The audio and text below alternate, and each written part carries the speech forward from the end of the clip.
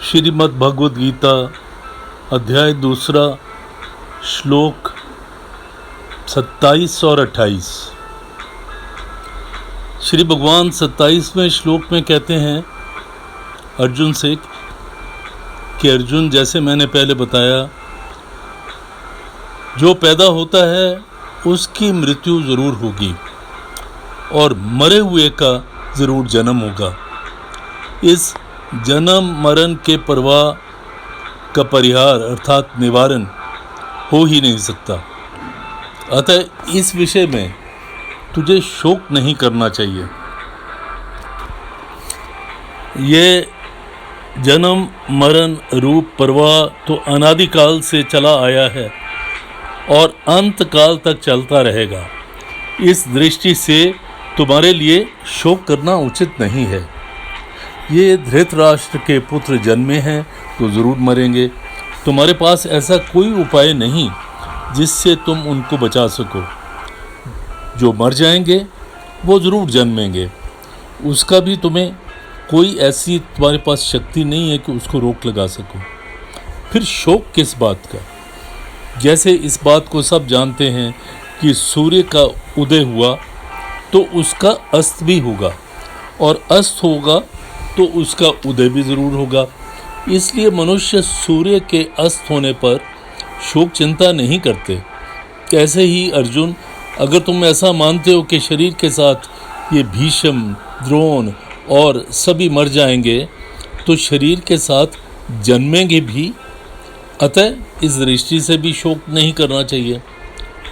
भगवान ने इन 2 श्लोकों में जो बात कही है वह भगवान का कोई वास्तविक सिद्धांत नहीं है। अतः पक्ष की बात कही है कि ऐसा सिद्धांत तो नहीं है, लेकिन अगर तू ऐसा मान भी ले तो भी शोक करना तो उचित है ही नहीं। इन दोनों श्लोकों का तात्पर्य यह हुआ कि संसार की मात्र चीज़ें प्रतिक्षण परिवर्तनशील होने से पहले के रूप को छोड़ देती हैं और दूसरे रूप को धारण करती हैं। इसमें पहले रूप को छोड़ना वह मरना हो गया और दूसरे रूप को धारण करना यह जन्मना हो गया। इस प्रकार जो जन्मता है उसकी मृत्यु होती है और जिसकी मृत्यु होती है वो फिर जन्मता है। यह प्रवाह तो हरदम चलता ही रहता है और चलता ही रहेगा। इस दृष्टि से इस शोक करना उचित नहीं है। देखने, सुनने और समझने आने वाले जितने भी प्राणी शरीर आदि हैं वे सब के सब जन्म से पहले अप्रकट थे, यानी दिखते नहीं थे, और ये सभी प्राणी मरने के बाद भी अप्रकट हो जाएंगे। अर्थात इनका नाश होने पर भी ये सभी नहीं चले जाएंगे, दिखेंगे नहीं।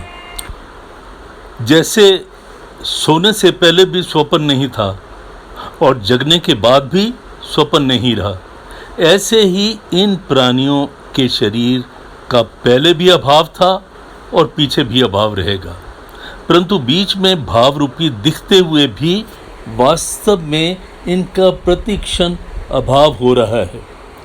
जो आदि और अंत में नहीं होता वह बीच में भी नहीं होता। यह सिद्धांत है।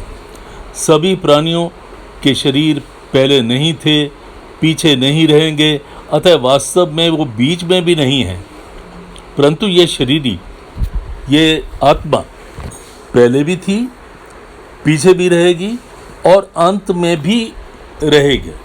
निष्कर्ष ये निकला कि शरीरों का सदा अभाव और शरीरी का कभी भी अभाव नहीं। इसलिए किसी कारणवश भी शोक करना उचित नहीं है।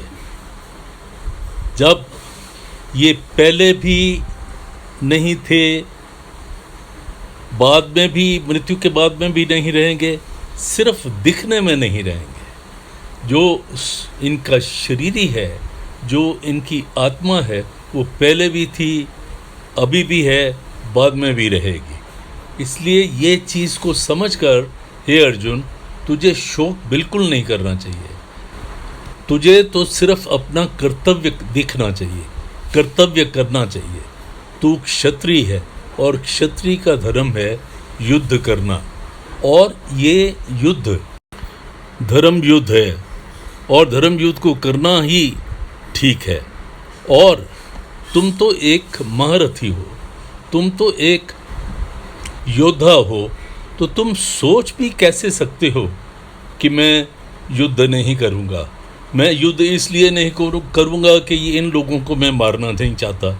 अभी मैंने तेरे को समझाया कि भाई ये कभी भी ना तो मरे हैं ना मरेंगे, सिर्फ शरीर मरता है, शरीर जन्मता है, और मरना जन्मना कोई रोक नहीं सकता। तुम भी नहीं रोक सकते और भी कोई नहीं रोक सकता। तो श्री भगवान ने ये सब तर्क इसलिए दिए कि अर्जुन को अच्छी तरह से समझ आ जाए कि उसे अपना कर्तव्य पालन ही करना चाहिए और इसके बारे में कोई विचार नहीं करना चाहिए।